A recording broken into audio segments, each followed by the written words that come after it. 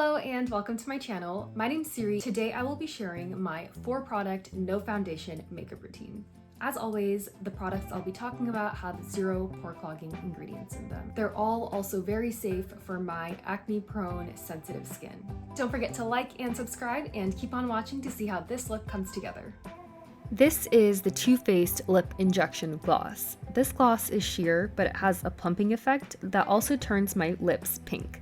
So I like to start with this step to go ahead and get that chemical reaction going. I usually just skip foundation and go straight in with my NARS concealer. I'm in the shade Praline. I mostly use this to cover up the darkness under my eyes and spots of redness on my face. It's also great at covering up breakouts. I also like to put a few dots on my forehead and chin to highlight and add some dimension. I apply some on the bridge of my nose to reverse contour.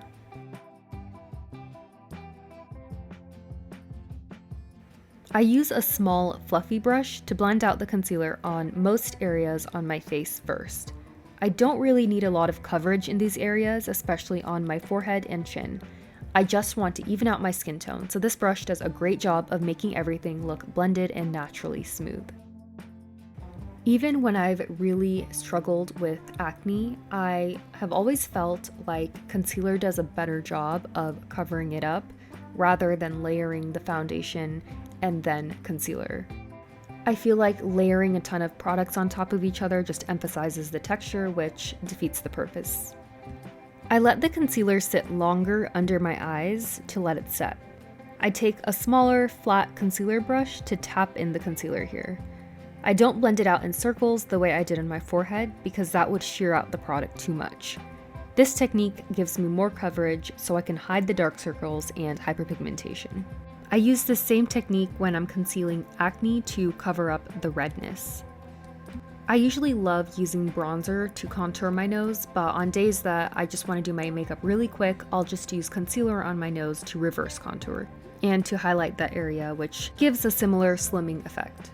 I sped this clip up, but as you can see, I really take my time here. I go slowly to pat everything in to get the most coverage.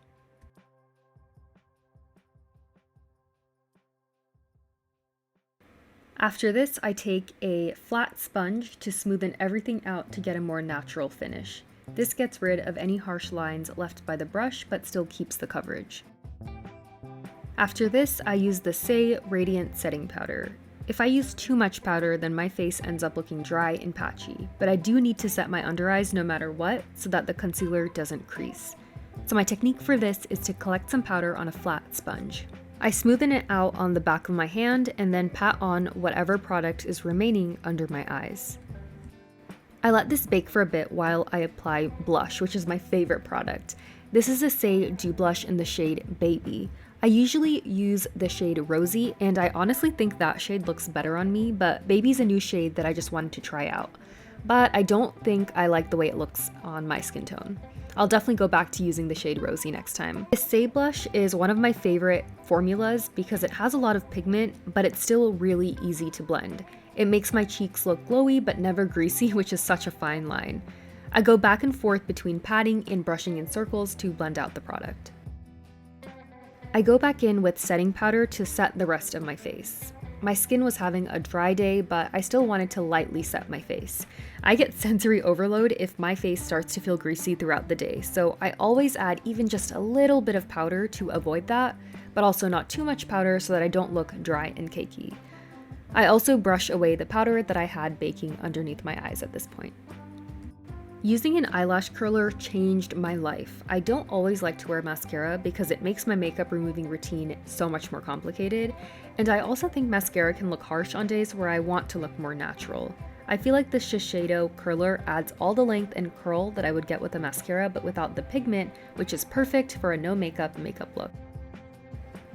This is it for my no makeup routine. I kind of wish I stuck to my usual blush shade, but it was fun to try something new. Thanks so much for watching today's video. I hope you enjoyed the quick routine and the product recommendations that have 0 pore-clogging ingredients for acne-prone and sensitive skin.